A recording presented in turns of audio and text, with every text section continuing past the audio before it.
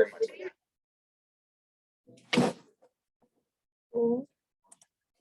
Wow, everyone like got quiet as soon as I did the recording thing. That was great. All right, we'll go ahead and get started. But thank you guys all for coming out today. It's good to be back in person. I've missed this with the Zoom ones recently. So let's see, I'll do there. So it's good to see all you guys. Glad we're back here. Today's meeting is all about bird song ID, audio ID. It was requested in the thing I sent out in December, the like mid-semester, mid-year poll or whatever. So I think it's really good because that's something that I feel like I don't hear many presentations on. So I'm excited to talk about that today. Couple announcements real quick. I had Texas on here because our payment opened up to reserve your spot on the trip at 5. And I'd say within about 2 minutes, we already had 10 people signed up. So that was fast. I'm surprised Molly's phone seriously didn't break. Like it was just all of a sudden like spammed. It was really funny to watch actually. So that filled up really fast. But if you're still interested, just let us know. We can make a wait list in case anyone drops out. But yeah, not much for that announcement now. Our next field trip is going to be on March 6th. We're going to do the big day. Very excited to do that again. It'll be very fun, and we'll have more information soon about making teams, splitting that all up. But basically, if you didn't take part in the last one, we're making teams and birding all around Franklin County for the day and seeing who can get the most species for the day, which team. And it's just a fun, friendly competition across each other, across our club. So we'll make the teams and have more information coming up, but just keep that on your radar. You won't want to miss it. It'll be fun. And then the meeting after this one will be the next day. And that's a meeting with Ken Kaufman. So just a quick survey. How many people have heard of him, met him, read his stuff? Okay, cool. A lot of people. Sweet. Well, for those of you who haven't, he's a pretty big name in birding and also he's from here in Ohio. He's really well known as an author. You might have seen Kaufman Field Guides before. They're some of the most popular field guides out there. Huge into conservation, artist, all that stuff. And yeah, he's based right up with Black Swamp Bird Observatory up near Toledo. And so he and his wife, Kim, are going to be coming down for a presentation. He wrote a book, probably been about 2 or 3 years now, called Season on the Wind, all about migration. And this was an absolutely awesome book, starting early in like February and just going through how migration looks throughout the year and just the wonder of it, just how spectacular it is that it actually can occur. And then also the threats facing it as a result of humans. So he's gonna be kind of talking about that, but just overall introduction to migration if you've never really experienced spring migration before. And then if you have, it's just awesome to hear from him and just talking about how great it is. So we're really excited to have him come. I would love for it to be absolutely packed in here. So if there's a meeting to come to, that is one to come to. It's going to be great. I am so excited about that. But that's just kind of looking ahead. I think I said this before, but this month was kind of spread out for meetings and trips and stuff, but that's because spring's coming and we're going to get much more packed as March comes. First of all, spring break, but then also we have a lot of other trips going on and meetings. Then April will be pretty packed as well. So lots to look forward to. I'm very excited. But for today's meeting, all about IDing birds by audio, and we'll just jump right in. So first of all, I just wanted to go through kind of what these differences are. Let me check my chat real quick, make sure there's nothing important. Oh, it was me messaging myself. Perfect. So jumping into different audio that we're looking at with ID. Typically what we're going to be talking about is songs. That's what you're relying on a lot of the time. That's primarily male singing to display, attract a mate, and primarily in the spring. So they're very unique, and that's typically what you're relying on for ID, but that's not all the sounds birds make. So you can learn these other ones as well.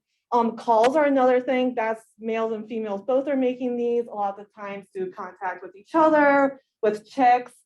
And they sound a lot more similar, I'd say, more similar within families, but they still can be useful for ID. Typically, it's not your go-to start when you're first learning bird ID, but it's good to point those out. And then there's also something really interesting called NFCs. So that stands for nocturnal flight calls. And that's the calls that birds make as they're migrating over. So they're orienting themselves within the group. And it's really cool because in some cases, like rose-breasted grosbeak here, it's distinct from what their normal call sounds like. And that could be a whole nother presentation in itself, but you can learn those. And there's people who set up big microphones and will be recording these flying over and getting migration counts. And you can download the spectrograms and look at that and see, help identify the species. So just kind of to hear the differences between these songs are what you think of when you're thinking of a bird singing. We'll see how the volume is. I may have to adjust this. It could be blasting. That's the volume. That's Rose-Breasted Grosbeak's song. Just a typical bird song, something pretty. And then calls are typically much shorter. So like Rose-Breasted Grosbeak, it's described as sounding like gym shoes on the gym floor, that squeaky sound. So to hear that.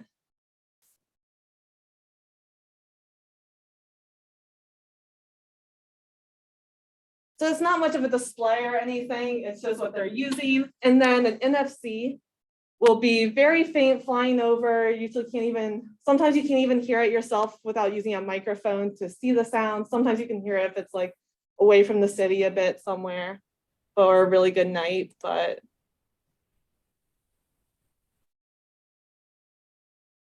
So you can hear that's much higher pitched than the call is. Very small noise that they're just using. But those are the different things we're looking at. But today we're going to be focusing on songs because that's really what you want to be using for ID. Check the chat. Oh, yes, I can definitely do that, Amy. Sorry. Forgot that was a thing. Let's see. And I think it's something I have to do down here. Does anyone else know? What'd you say? Okay. Oh, it's down here. Thank you. There we go. So Amy, can you hear this now? Yes, thank you. Thank you. All right, there. So like I said, songs are primarily the males in the spring. So right what we're coming up to. So the first thing I want to say is doing it in groups because it can be really overwhelming starting off with audio ID. And so you want to go in groups so you don't overwhelm yourself for sure. And so I'm going to kind of try and show that a little bit later. But a lot of things you're listening to also with this is it's very subtle. So as you get more experience with this, you might pick up these differences more and more. So if today you're new to this and you're like, this all sounds pretty similar, don't worry about it. It's fine. It takes a lot of practice, but that's what this is for. So learning in groups, basically don't go into it and say, I want to learn all the bird songs as I'm learning their IDs. I would say typically what I would do is like 1 year be like, okay, I really want to focus on my warblers this spring because that's one I hear a lot. So I'll pick a few that I really want to focus on and really make sure I get those songs down. And maybe there's 10 that by the end of spring, I'm like, okay, I feel really confident about these. Next spring rolls around, it's been a while. Maybe there's 7 or 8 that I still feel like I know. So that year, I'm going to make sure I clean that up a bit and add some new ones and maybe add in some Vireos this time. So it's like each year progressing a little bit more. Because if you go into the spring thinking, I need to know what all these are, else I'm not going to identify anything, it gets really overwhelming and stressful. So break it down. It's harder to do than visual ID. But the thing I'd say to start with are mnemonics. And these are just using different words or phrases or descriptions to help you remember it. Take these with a grain of salt. I know some people who find these really beneficial and they use them all the time. Then there's some that don't exactly fit. So an example of that is they say American Goldfinch sounds like it's saying potato chip. I don't hear that in the slightest. I've memorized the song and I've memorized that phrase. I do not hear them together at all. So some of them are helpful, some are kind of stretched. So if they help you, great. If not, that's fine. But kind of examples of what these look like are sometimes there's phrases. So this is really good timing having the TOEI up on the board today. Because a really common one is they say, drink your tea is a song of the TOEI. So I'll play that real quick so you can hear what it sounds like if you haven't heard one before.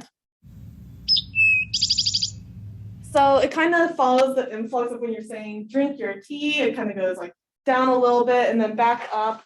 So if I play again. So that's one that you can kind of hear along with it. If you've memorized that, that's a little easier to remember than a bunch of notes that I've listened to on the recording once. So that sort of thing can help you for next time, where if you hear that out somewhere, you're like, oh, wait, I remember that ties back to TOEI. Another really popular one is Barred Owl, who cooks for you, who cooks for you all. So to play what that sounds like.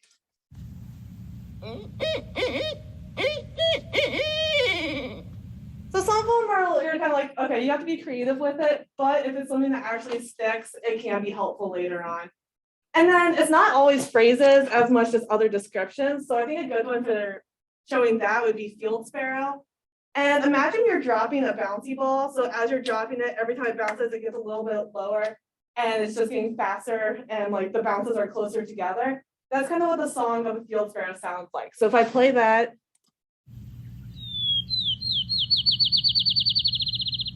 so if you're hearing a song like that, then you're trying to think, okay, what is this? And then you're picking up on that pattern. That can help you to remember, go back later and check that, or just, oh, field sparrow was the bouncy ball. So there's little things like that that you can just tie to the birds. Not all of them have clear ones you can come up with. You can come up with your own. I see a ton posted online. But that's something people like. Doesn't work great for me personally, but if that's something that really helps you, that's great. But then the big thing I want to go through are the common terms used with audio ID, because to highlight this, if you look at grasshopper, sparrow, and eBird, I pulled this straight from eBird. It just said best detected by its dry insect-like trill preceded by a few introductory notes. And if you haven't done much with audio ID, you have absolutely no clue what that means. That doesn't help in the slightest. And there's a bunch of other terms as well. And it's also just comparing it relative to other songs, because you might hear a song and think that doesn't sound super dry, but as you start hearing other songs, you know, kind of relative to each other, like, okay, this does sound drier. Oh, like, how do you even describe like the moisture of sound? So I just want to go through a few different terms that you'll probably see a lot on eBird and different field guides, that sort of thing, and show references for them, because once you can start fitting them into those categories, it helps a lot. And then at the end, we have a quiz. So it's if you've been doing audio ID for a while, fun to do a quiz. If you haven't, I'm going to go through and just give kind of the descriptions for each one. So then instead of just this one example, you're hearing a few different variations, like, okay, when I hear this term, it's these kind of different sounds, and that's what I'm looking for. So for the first one, pretty straightforward. It'll be described as ascending.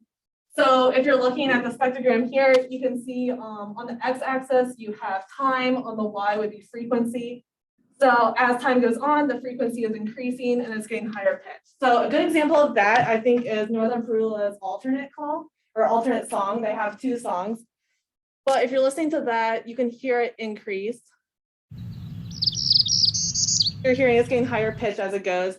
And then I have the picture here of prairie warbler. So if you listen to that,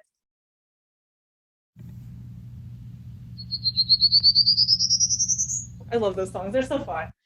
But those are two examples that you can hear. They're just getting higher pitch. So you'll see that a lot of the time listed as an ascending call, and then also a descending song. So you can imagine what that would sound like. I have northern water thrush pictured here.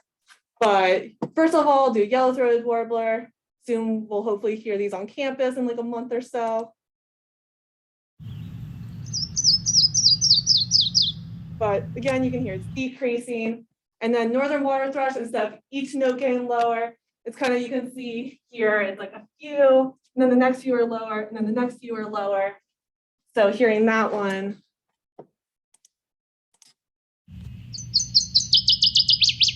So pretty straightforward.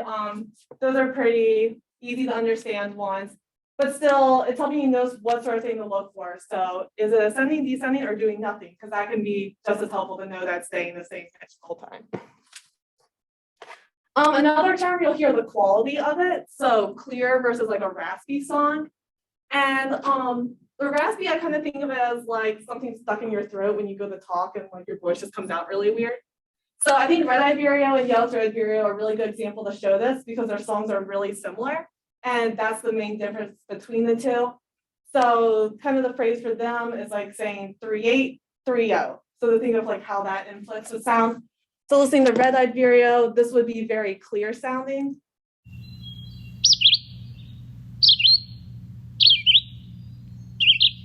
So without hearing the other one, it might be hard to tell that's clear, but then if you compare it to yellow-throated vireo,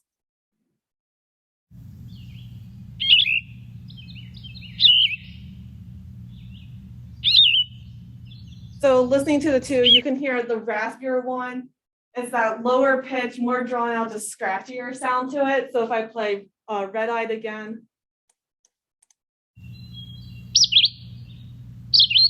you can hear that red-eyed has much more distinct, shorter notes that just sound clear. That's how it's described. So that's a big one, is the quality. Just want to keep checking the chat. Amy's tips, thank you. But yeah, so quality is a big one for that. let's see. Another description, I kind of mentioned this before, is wet versus dry. And it'd be kind of weird to think of that at first with sounds. But I think a good example to get your brain going with this is listening to American Bittern. And with that one, it sounds a lot like you're listening to something drip or like a plunger. So I'll play that real quick.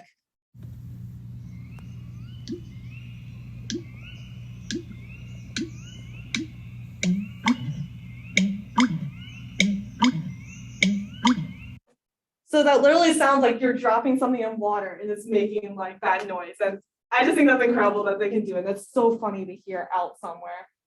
But even like brown-head cowbird, passerin, like that's something else that still has like that kind of liquidy sound to the call. So I'll go ahead and play that.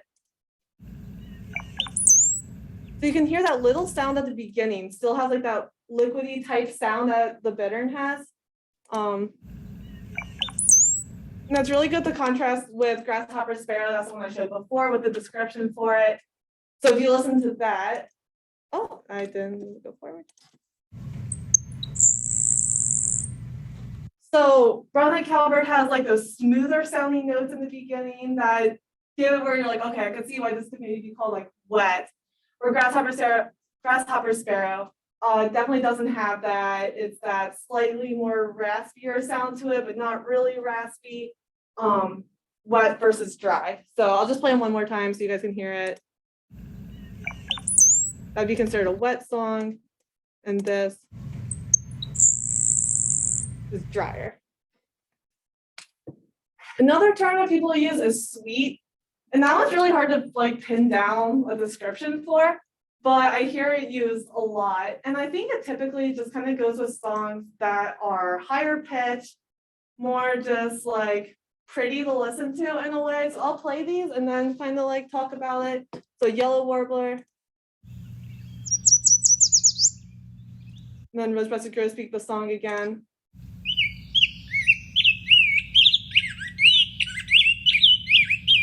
So they're very like high-pitched songs. They flow nice. They're easy to listen to. They're very smooth between the notes. And so you'll see sweet sometimes on eBird or in a guide. And again, it just comes with hearing a bunch of different songs and kind of comparing them to each other. But I really think that like high-pitched and just like when you think of just a pretty bird song, that's what you're thinking of. Another one would be Buzzy, and these have some very fun songs with them. So I think that's kind of more straightforward sound that you can picture what something that was like buzzing sound like, thinking of like a bee or something. But good examples of that, Clay-colored sparrow with its beautiful song. That's the extent of it. But you can hear it has that buzzier, drawn out sound to it. And then blue-winged warbler also shows this really well.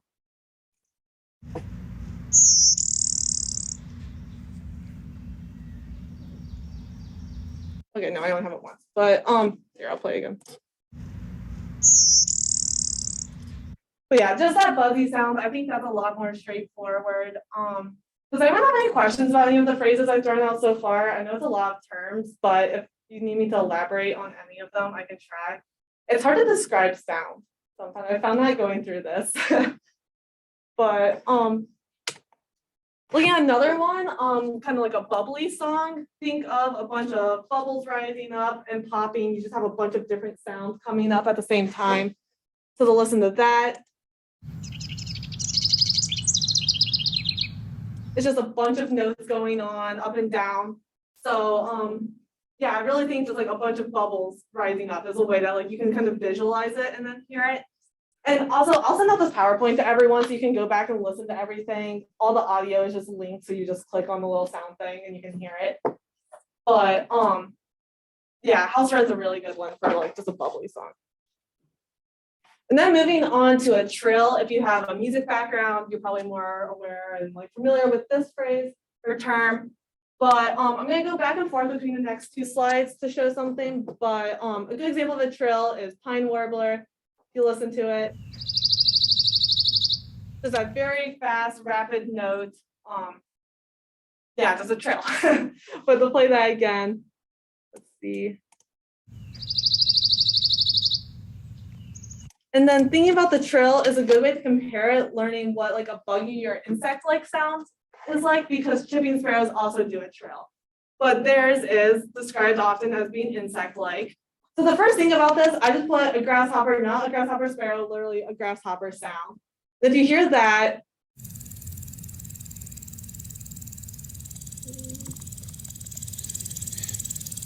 it's very dry, just kind of sounds almost like a motor or something running. You can't really think like, oh, there's an animal making this. It's just a sound. Where if you compare it to like pine warbler, you can hear like, okay, that's notes that a bird is singing. But then if you listen to something that'd be like an insect like bird songs, a chipping sparrow, it has much more of that quality like the grasshopper did. So it's not doesn't sound as much to me like a bird making this note over and over. It's just this uniform sound coming out. And that's a good way to show that a really good part of learning bird songs is comparing them to other things. So I said before, learning them in groups, but that's not just saying like, oh, I'm gonna learn my warblers, I'm gonna learn my sparrows. It's finding what commonalities that you might go out and hear this one song and how it sounds familiar to each other. So typically your three main trills you're gonna hear like in Ohio in the spring, chipping sparrow, pine warbler, dark-eyed junco. But finding these differences between the three, if you can be like, okay, these are the three I'm distinguishing between. It sounds much more buggy or insect-like. That's probably chipping sparrow if you're listening. And it doesn't as much pine warbler. Compare that with junco. As you're working through these different groups, that can really help you put them in pieces and kind of organize them in your head instead of it seeming so overwhelming. So another one that I think is good to compare with each other, a good example is hooded warbler and magnolia warbler. They have a very similar pattern to their songs. You'll notice that the pace is a little different when I play the two side by side, but I feel like when you're out in the spring and you hear it, without comparing them to each other, sometimes it's harder to distinguish in my head, like, oh, this is the fast one, this is the slow one. So I'm gonna play the two real quick and you'll hear the patterns pretty similar. So hooded first.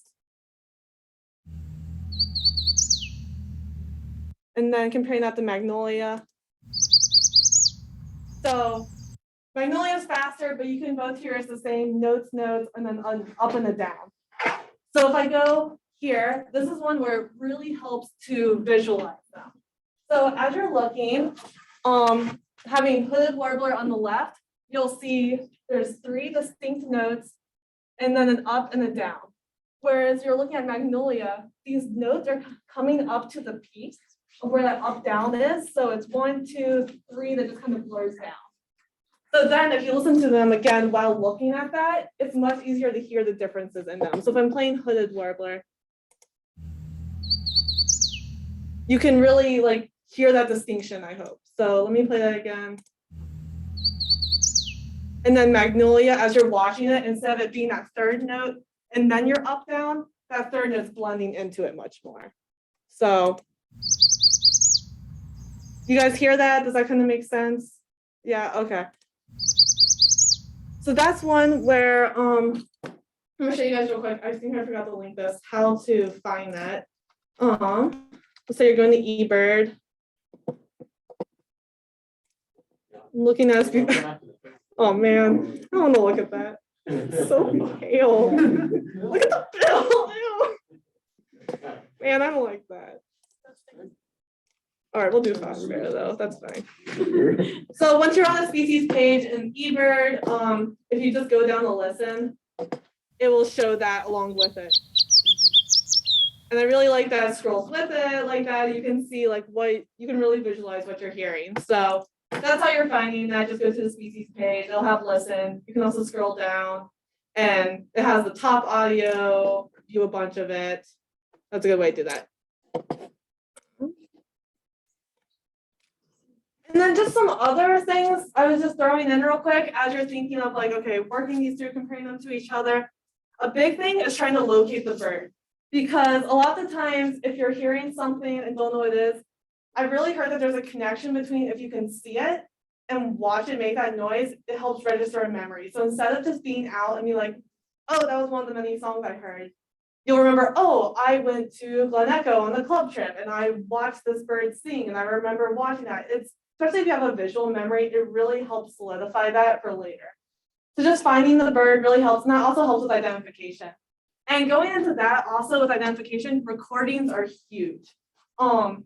So one, like, I would say I just use the voice memos app on my phone. Pretty easy. I know there's some other different ways you can get recordings, but as soon as you hear something, try and record it if you don't know what it is. First of all, it might stop singing really soon, so you'll want to be able to check what it was. But then also, when you're going back and comparing, I've definitely done where I didn't record it, and I'm like, oh, I heard it like a million times, I'll remember it. And then I start going through stuff, and I'm like, everything sounds like it, and now I have no clue what I actually listened to earlier. So having a recording helps you really go back and be like, okay, this is what I heard compared to this species. No, compared to this species, and helps you work through it. And then also you can send it to us. You can send it to GroupMe, anyone you know who's a birder, and they can help you work through it as well. So recordings are a really great way to do that. I know even on like Apple Watch, you can get the voice memos. I have some where I'll realize I go on my phone and just like sticking up my watch trying to record something. So that's a huge thing that can be really helpful. And also with recordings, how I showed those on eBird, just go on eBird and listen to recordings. Some birds have different variations, and just listening to all the different varieties instead of just learning the same sound over and over, that might be the first one on like the app you have on your phone. That can be really helpful to pick up those differences when you're out. And then a big thing also when you're learning is eBird quizzes can be really helpful. So when people upload their recordings on eBird, I think I talked about quizzes a bit when I did the first eBird intro meeting, but you can do quizzes that are specific to audio and take them with a grain of salt, because some people don't have the best recordings. There can be a lot of wind or anything like that. And then also sometimes you'll get like different stations that are doing a lot of nocturnal flight calls. So we'll be doing this quiz and it'll just be this little tiny chip and you're like, I have no clue what's going on. So, and there's not much you can do without a lot of experience in that, or even at that point, possibly not. So take it with a grain of salt, but what these look like, you go to do an eBird quiz. It's gonna make me sign in, okay. There. No, stop. Yeah, I don't know, man. Okay. If you go to a quiz, you can do, I think this was from the last meeting, still save that. But you just click on sound and it'll. This is what I mean, that sometimes you just get something that like, that's great. Click upload. Okay. Man, we're so smart. We should just take the rest of it. Yeah, we should. That's good luck. Yeah. Man, I can have 1 star. That thing's that's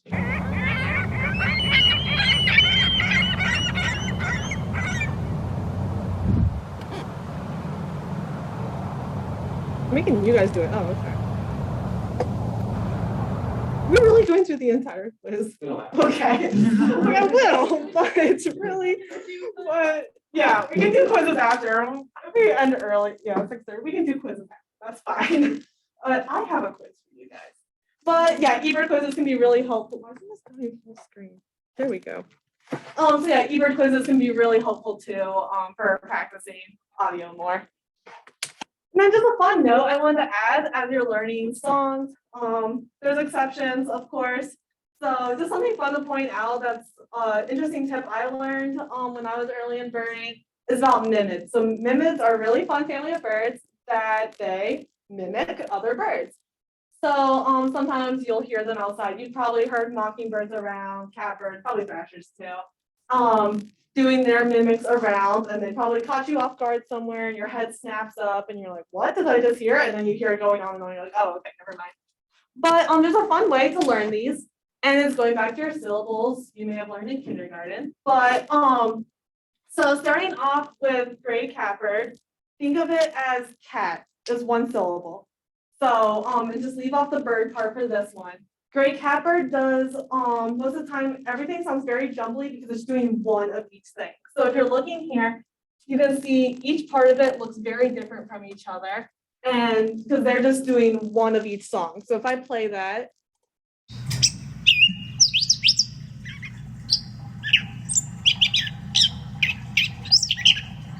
It's very jumbly all over the place because it's changing every time. Compare that to brown thrasher, 2 syllables. They do almost every time everything's in pairs. So you can see these 2 are the same, these 2 are the same, and they'll kind of pause between the pairs as it goes. So if I play that,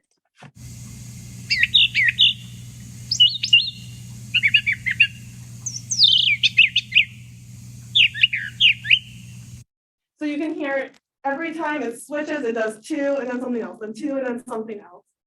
So you remember Thrasher is 2 syllables. Then going to Mockingbird, still looking at the second word in the names. Mockingbird, 3 syllables, the most syllables, they do many. So usually it's 3 plus times it does each song. Sometimes they'll throw in 2, but if you listen to what that sounds like here.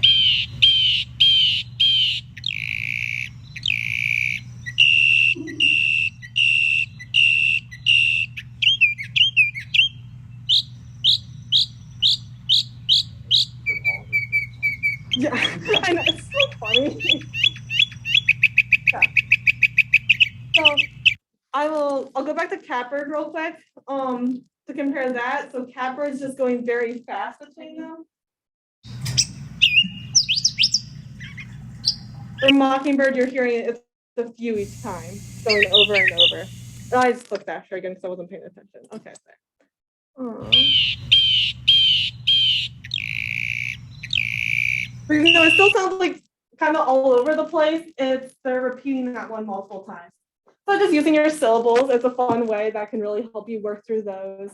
And noticing those differences are coming from the same bird and not a bunch of birds all around can help you realize that you're not getting this gigantic list all of a sudden of some weird stuff sometimes. I forget where we were that, like, I heard it was a starling that was doing a kiskadee. So that's a bird we're looking at getting on our Texas trip, and I was in Ohio, and I'm like, what? And then realized very quickly what that was. But because starlings, even though they're not really like the other ones, they also mimic, and they can be really good.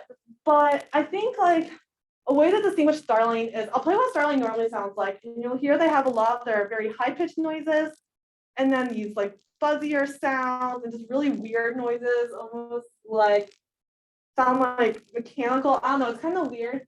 And you can hear that sometimes in their mimics. So I'll play the normal sound first.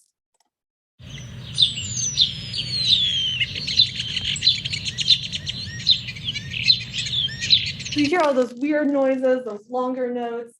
And then when you listen to the mimic, first it starts with a peewee that's really good. And then you can start to hear that in the ones after.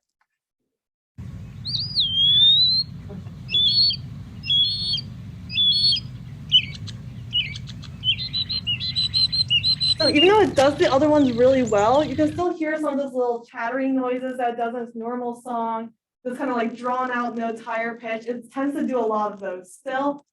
So they can be difficult to pick up on, but you can kind of work through them a bit. So Mimids Plus with them, that's a fun one to try and work through sometimes. And then just a reminder that these aren't all pass written. So I talked about the Barred Owls, Who Cooks For You at the beginning. But again, you can use these for a lot of things as well. So while it might not be like a big song like you're thinking of, like some other songs we were playing. A good example of this is with the Shorebirds, Greater and Lesser Yellowlegs. Look pretty similar, but Greater Yellowlegs, greater, more songs or more calls. So if you're listening to its call, it's going to do 3.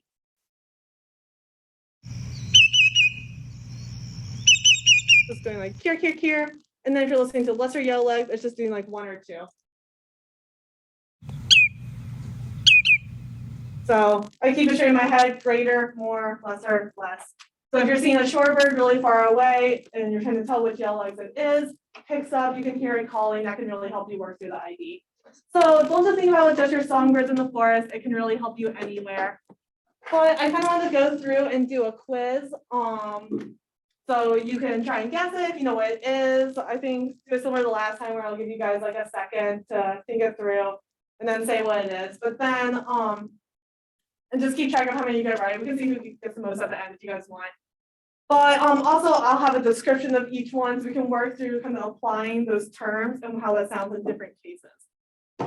So the first one I will play. Oh, the quality of that is so bad. Wow.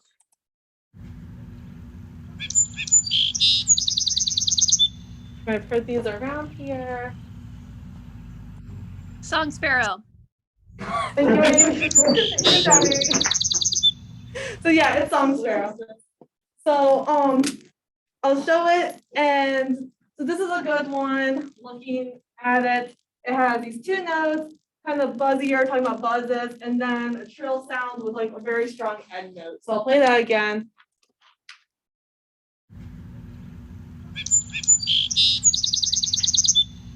So looking at the picture of that one, the spectrogram, that can really help through, instead of just sounding like this jumble, really like picking out the details of it to help you differentiate between different species.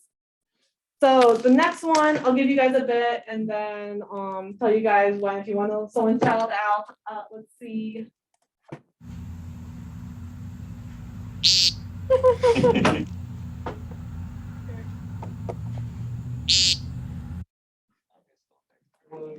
All right, I feel like everyone's telling me. Someone want to shout out what? Timbernoodle. Yes, technically yes. So yeah, has lots of names. American woodcock. So yes, I go by timberdoodle, box sucker. I don't know. There's a ton of different names. But that's one that has a phrase that goes along with it. So using the different mnemonics, people usually say it's peen. So I think I had my pink shirt on this morning, and I wasn't thinking to change out of it. But we have a shirt with the club that says peen really big. It has a woodcock. But that's a really fun one, and it's a song that you could consider a call that's like slightly buzzy, but still clear. So nothing, it doesn't always fit into the very distinct category that this is a buzzy song, this is a clear song. Sometimes it's in between, but those terms can still help you differentiate. So hear it again. So they're awesome. I love that word. They're great. And then we're gonna have a trip at end of March. I'm forgetting exactly what the date is, but it's on the calendar. I'll send out more details about it. But we're gonna go to Battelle, go see woodcocks because they're doing their described as a sky dance, their display, where they're flying up and displaying, going back down, all that stuff. It's awesome. So we're gonna have a day to go see them. Next one.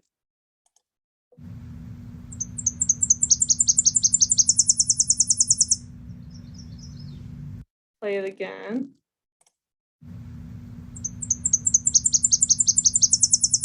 Get you guys thinking about your spring songs. So I typically don't think about it until suddenly all the migrants are here. And I'm like, oh, wait, I forget what everything is. Tennessee warbler. Yes, good job. So yeah, that's Tennessee warbler. So different descriptions for it, talking about the frequency of it. It's very high pitched. It kind of has a slightly sweet tone to it, I'd say, where it has that high pitch and smooth sound. It's very bouncy up and down, so that's not a term I had up there before, but I think it's pretty straightforward. Slightly ascends as it goes on. And then, so I'll play that again real quick.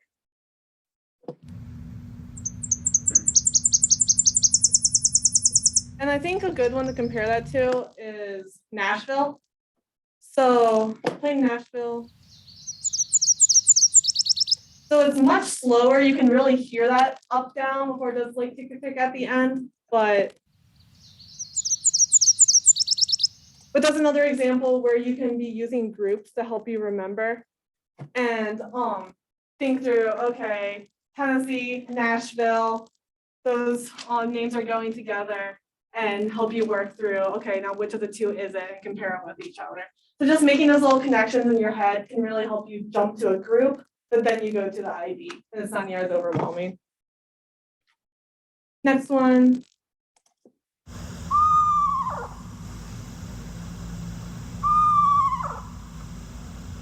Was that a bird or was that Gautham? This is a recording. So everyone, does anyone want to call out? Yes, good job, screech out. So that's the one where it's just kind of like another phrase used to help you remember it. I've heard described a lot as a horse whinny. And it has a slight descent to it, but I want to throw that in just to remember, like, this isn't just patterns. This can help. Owls is a big thing, of course, because dark, you're not seeing them sometimes.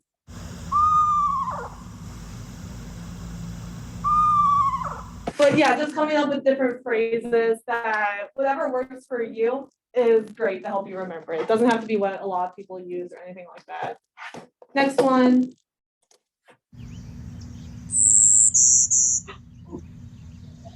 I'll play it again. So, play it one more time, give everyone a chance.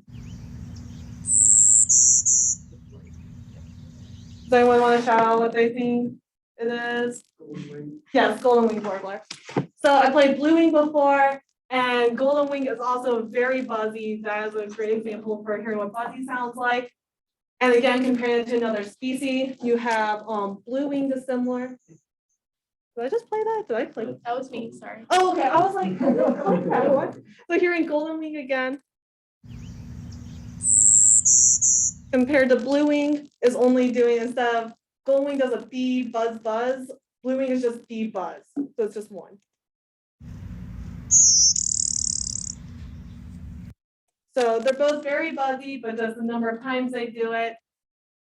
They're fun because there's a lot of hybrids between them. So sometimes you'll get one that's doing the other one's song, and it's just a genetic mess. It's fun. But but when you get clean ones, that's a good distinction to see between the two. And just again, comparing them to other birds. I feel like I keep saying that over and over, but that really is such a great way to help learn the song. Is really helping organize it in your own head. Another one.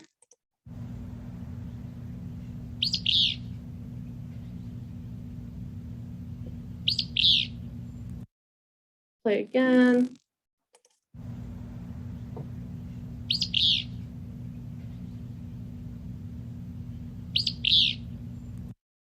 So I think I heard people say a second ago. What were you guys saying? Yeah, willow flycatcher. So willow flycatcher is phrased as Fitzhugh. It's pretty raspy, and I'll play it again so you can hear just how raspy that is.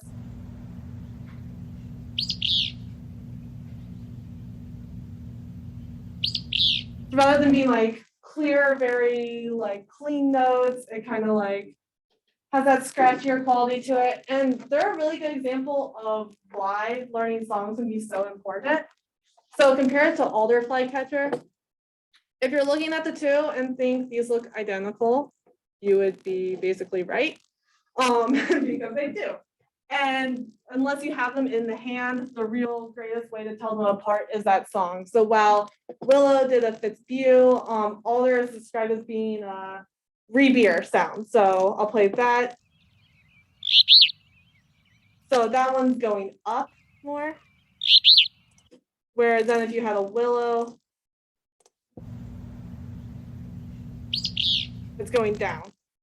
So that's a very good one to show that these flycatchers, if it's silent, it stinks a lot. But if they're calling and singing, like you can hear that difference between them. So that's a really good one to learn. And I tried to throw some in here that can be really good to learn as you're starting to pick through some. I know I went through Tennessee Warbler before, probably hear a lot of those. So that's a good one to learn. And just any species that you can pick through. And then you're like, okay, I know what that one is. Set that aside in my head. Now I can focus on these other songs I'm hearing. So it's just taking the layers off of it slowly. It can be really overwhelming to try and learn audio all at once. Next one. So there's a lot of like background noise in this. I'll play again.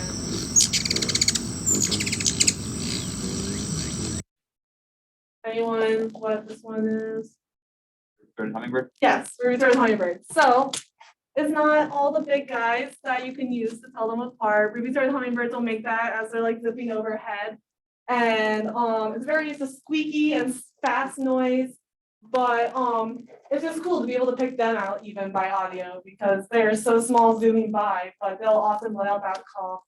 And I know we had that a few times on river blocks this past fall, where we hear one zip over and then be like, wait, it's somewhere nearby, hold up, and then see it like perch up somewhere. So I'll play that again. So that is a fun little noise. I'm trying to remember how many I put. I know I added a hard one at the end. I'm trying to remember how far I am into this, but. Oh, it's such a good song.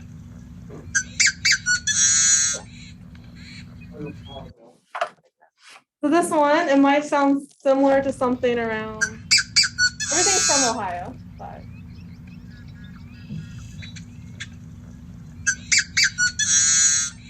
Is it a yellow One, blackbird? what'd you say? Yellow-headed blackbird? Yes, yeah. So that's the one that's very raspy, and I just find disgusting, because I don't know how else to describe it, like, it's just gross, but I love it. But it's a fun one that, they are breeding in Ohio, but it's so funny, it made me laugh. I was looking through one and I was like, I gotta do it. Like, other people probably haven't heard that much. But I just want to put through a bunch of different examples. And let's see what time is it. 6:50, good timing.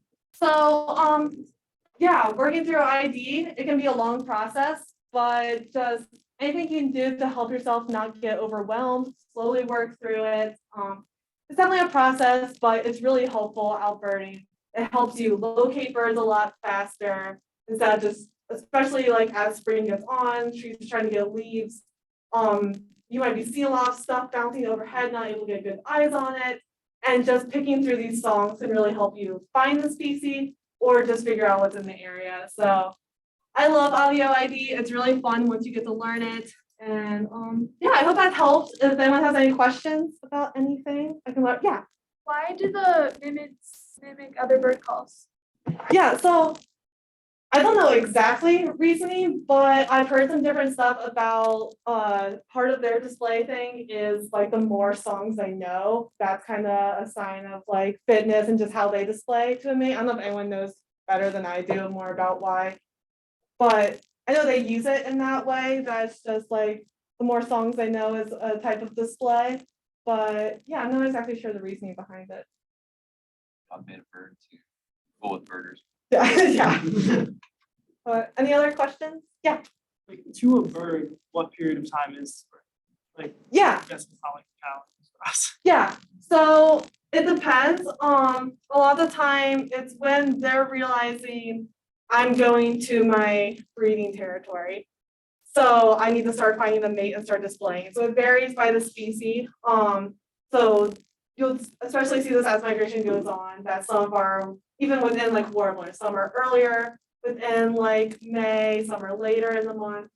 But I know a lot of them orient themselves with photo period. And like as the timing of the days changes, they realize, oh, this is becoming spring, this is the time that I need to be migrating and all that. So they'll kind of use that, that'll result in hormonal changes that cause them to start singing. But sometimes, like even now, I feel like I've been hearing birds singing more already.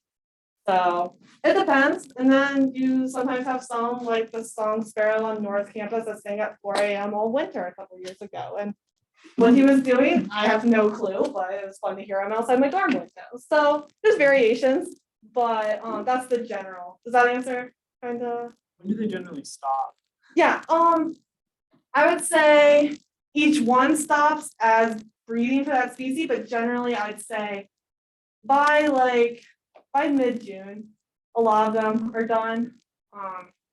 Yeah, some will stop in like late May, but typically by like mid-June, you're wrapping everything up around here at least.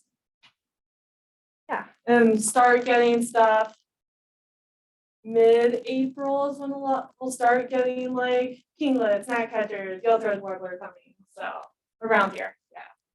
Up north, it'll be a little later, down south will be sooner. But yeah, anything else? Sweet, awesome. I will go ahead and stop the recording.